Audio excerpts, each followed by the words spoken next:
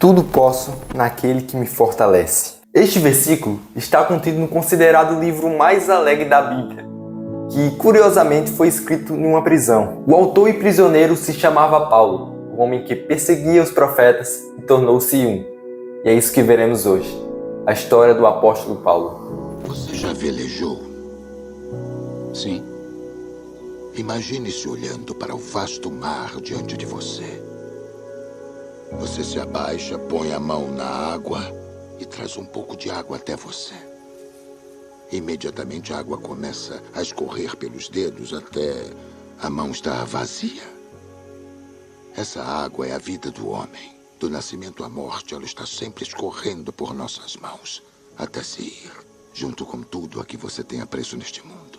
Porém, o reino de que falo, para o qual eu vivo, é como o resto da água do mar. O homem vive por aquele punhado de água que escorre pelos dedos. Mas aqueles que seguem Jesus Cristo vivem para aquela expansão infindável de mar. Olá, paz do Senhor, me chamo Adriano Daniel e é um prazer ter você aqui. Sabemos que ninguém explica Deus, porque Ele é o Senhor dos exércitos e se revela a quem Ele quer. Mas quanto mais tentamos entender, mais maravilhados ficamos com os prodígios e maravilhas que Ele pode fazer para o seu povo. A prova disso é a história de Paulo de Tarso, um homem conhecido por perseguir e matar o povo de Deus, mas que morreu fazendo a obra do Senhor. Vamos entender melhor essa história?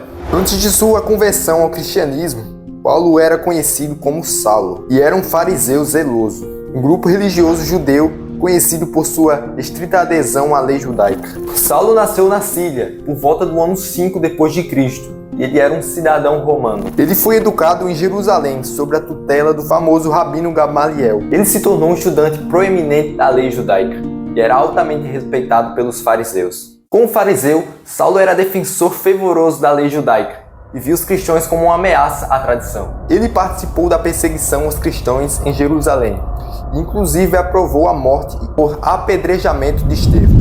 Ele era cruel e muito fervoroso, como um leão que não pensa em outra coisa a não ser derramar sangue. A experiência com Jesus Cristo. Em uma de suas viagens para perseguir os cristãos, dessa vez na cidade de Damasco, Saulo vivenciaria uma experiência que mudaria sua vida para sempre.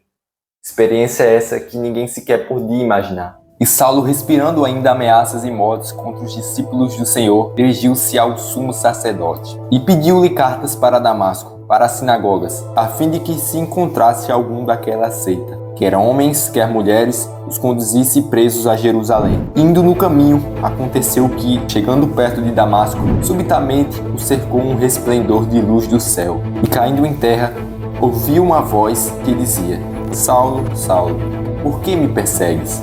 E ele disse: Quem és, Senhor? E disse o Senhor: Eu sou Jesus, a quem tu persegues. Duro é para ti recalcitrar contra os ardilhões. E ele, tremendo e atônito, disse: Senhor, que queres que faça? E disse-lhe o Senhor: Levanta-te e entra na cidade, e lá te será dito o que te convém a fazer. E os varões que iam com ele passaram espantados, ouvindo a voz, mas não vendo ninguém. E Saulo levantou-se da terra e, abrindo os olhos, não via ninguém. E, guiando-o pela mão, conduziram a Damasco. E esteve 3 dias sem ver, e não comeu e nem bebeu. Então um homem que há pouco perseguiu os cristãos, agora passou a ser um. Isso nos mostra que, independente de quem seja a pessoa, do que a pessoa já foi, tudo muda quando ela tem uma experiência real e profunda com Deus. Porque o Espírito Santo nos preenche e nos purifica. Para muitas pessoas só falta isso. Uma experiência real e verdadeira com Deus. Dê lugar, certamente você não vai se arrepender. O perseguidor é perseguido.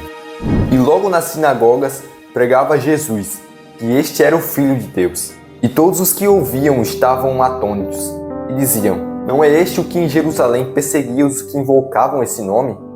E para isso veio aqui, para nos levar presos aos principais dos sacerdotes? Para Paulo, certamente foi difícil convencer o povo de sua mudança. Afinal, a gente é o que a gente faz, não o que a gente fala. E até o momento, Paulo não tinha feito tantas obras para que o povo aceitasse a sua palavra. Mas o mais lindo é que mesmo em meio a tantas dificuldades, Paulo não desistiu e continuou firme naquilo que o Senhor confiou em suas mãos. Paulo foi autor de 14 cartas da Bíblia, que incluem Efésios, Colossenses, Filipenses e Romanos. Essas cartas foram dirigidas a diferentes igrejas e pessoas e abordam uma ampla gama de tópicos, incluindo doutrina, ética e prática cristã. Durante seu ministério, Paulo foi preso diversas vezes. Agora ele era muito perseguido. E isso lhe custou um preço muito alto, a sua própria vida. Então a gente volta a Filipenses 4,13. Tudo posso naquele que me fortalece. Ele foi um exemplo prático do que diz essa palavra. E enquanto eu e você, a gente pode muito por amor a Deus. Mas será que a gente pode tudo? E se Deus lhe dissesse para abrir mão de tudo por amor a Ele? Mas muitas vezes Ele quer algo mais simples. Será que você está disposto a largar os prazeres desse mundo, a luxúria dos olhos, o pecado por amor a Cristo? Você pode tudo por amor a Deus, porque vale a pena e vai valer a pena.